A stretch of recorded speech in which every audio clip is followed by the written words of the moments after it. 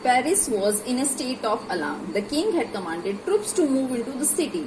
Rumors spread that he would soon order the army to open fire upon the citizens. Some people broke into a number of government buildings in search of arms. Several people marched towards the eastern part of the city and stormed the prison, the Bastille. It stood for the despotic power of the king and was hated by all. The people attacked and killed commander of Bastille and freed 7 prisoners. ये सब क्यों हुआ? ये सब हुआ था 14 जुलाई 1789 को और आज भी फ्रांस के अंदर 14 जुलाई को बेस्टाइल डे मनाया जाता है। लोगों को इतना परेशान किया गया था उनके किंग ने, इसी वजह से ये रेवोल्यूशन स्टार्ट हुआ था। तो आज हम हमारा हिस्ट्री का चैप्टर फर्स्ट पढ़ेंगे, फ्रेंच रेवोल्यूशन। तो अब हम हमारा फर्स्ट चैप्टर स्टार्ट करते हैं, हिस्ट्री का first chapter, the French revolution. अब आपने उसमें वीडियो में देखा कि लोग प्रोटेस्ट कर रहे थे, but why the people were protesting, why they were doing revolution? This revolution put forward the ideas of liberty, fraternity and equality. The people want liberty means उनको फ्रीडम चाहिए था, इक्वलिटी चाहिए थी, ब्रदरहुड चाहिए था। इस वजह से वो लोग प्रोटेस्ट कर रहे थे। तो अब बहुत सारे रीजंस है इसके पीछे कि what were the causes of the French revolution. तो let's start causes of French revolution. So the first cause is social cause. The society was divided into 3 estate. The French society कितने parts में divided थी? French society 3 estate. First estate includes clergy, group of persons involved in church matters means church के matters में जो persons involved होते हैं जैसे priest, it were included in first estate. Second estate includes nobility means noble persons and the persons who have high rank in state administration, जो state rank के अंदर बहुत ऊंचे पोजीशन पे हैं, वो इंक्लूड होते थे सेकेंड एस्टेट में। And the third estate comprises of big businessmen, merchants, court officials, lawyers, peasants and artisans, landless laborers, servants, etc. तो ये सब किसमें इंक्लूडेड थे? थर्ड एस्टेट में।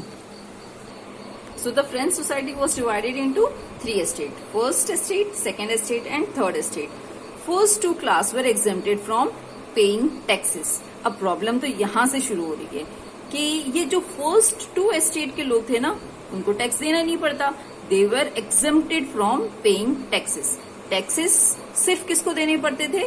थर्ड एस्टेट की पर्सन्स को, क्योंकि इन्हीं से ज्यादा वर्क करवाया जाता था, ज्यादा पीजेंट्स भी इन्हीं में इंक्लूडेड थे, तो इस वजह से ज्यादा टैक्सेस इन्हीं से ही कलेक्ट किए जाते थे। दे एंजॉयड प्रिविलेजेस बाय बर्थ। कौन एंजॉय करता था privileges by birth? Means first estate और सेकेंड एस्टेट के लोग। उनको मतलब ऐसे माना जाता था कि बर्थ से ही उनको सारी फैसिलिटीज मिली हुई है, वो जैसा चाहे वैसे कर सकते हैं। Nobility class also enjoyed feudal privileges. Nobility class means the class second estate. Feudal privileges जैसे कि ये जो थर्ड एस्टेट के लोग थे, उनको खेतों में काम करवाना, आर्मी में वर्क करवाना, वो जैसे चाहे ये थर्ड एस्टेट के पर्सन्स को यूज कर सकते थे। Only the members of the third estate had to pay taxes to the state. तो किसको टैक्स देना पड़ता था? थर्ड एस्टेट के पर्सन्स को। और एक तरह का टैक्स नहीं, बहुत टाइप के tax, many type of taxes were paid by this persons of third estate. First type of tax was direct tax called tally, and a number of indirect tax which were charged on articles of everyday consumptions like salt and tobacco. तो एक तरह का direct tax जिसे कहा जाता था tally. दूसरे indirect taxes जैसे हम कोई चीज परचेज करते हैं उनके ऊपर भी टैक्सेस देने होते हैं। तो वैसे ही फ्रांस के जो थर्ड एस्टेट के पर्सन्स थे उन्हीं को भी इसी तरीके से टैक्सेस देने पड़ते थे। जैसे कोई भी चीज अगर सॉल्ट भी वो परचेज कर रहे हैं तो भी उसके ऊपर टैक्स देना होता था। अब एक और तरह का टैक्स था, वो था तिथि। अ टैक्स कॉल्ड तिथि was also collected by the church from the peasants. So you can see over here that how many types of taxes were paid by the persons of third estate. तो इस वजह से वो परेशान हो गए थे इतने टैक्स पे कर करके। तो इसीलिए ये फ्रेंच रेवोल्यूशन का कॉज था, सोशल कॉज। आगे हम देखते हैं कि जैसे clergy and nobility. Clergy and nobility means the persons of first estate and second estate. कितनी पॉपुलेशन थी? पूरी टोटल पॉपुलेशन में से ओनली 10%, पर इनके पास में लैंड था 60%। The population of first estate and second estate was only 10%, but they owed land 60% land उन्हीं के पास में था. And the third estate की population कितनी थी? 90%. इतनी ज्यादा population और उनके पास में कुछ भी नहीं है. Only 40% of land. They were overburdened by the burden of taxes. So the next cause is economic cause. तो ये इकोनॉमिक कॉज भी हम थोड़े से एनिमेशन के थ्रू एक्सप्लेन करूंगी मैं आपको. द स्ट्रगल टू सर्वाइव, कि कैसे लोग स्ट्रगल कर रहे थे सर्वाइव करने के लिए. ये है इस इकोनॉमिक कॉज में. The population of France was 23 million in 1715. ये कब की पॉपुलेशन है? 1715 में फ्रांस की पॉपुलेशन थी 23 million. Then it increase to 28 million in 1789. अब जब पॉपुलेशन इंक्रीज होगी तो सबसे बड़ी प्रॉब्लम जो होती है वो किसकी होती है? Demand for food grains.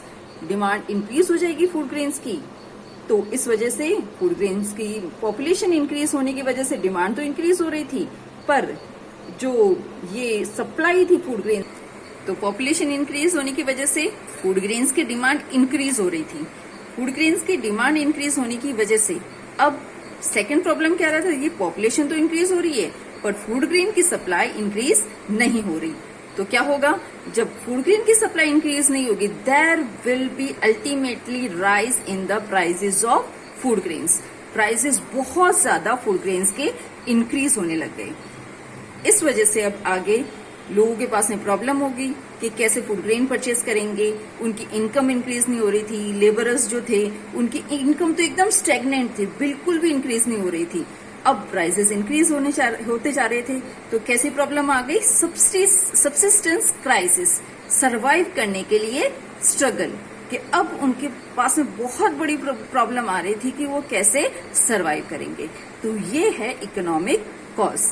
अभी next two causes are also there, that are political cause and growing middle class, that I will explain you in other lecture. So thank you.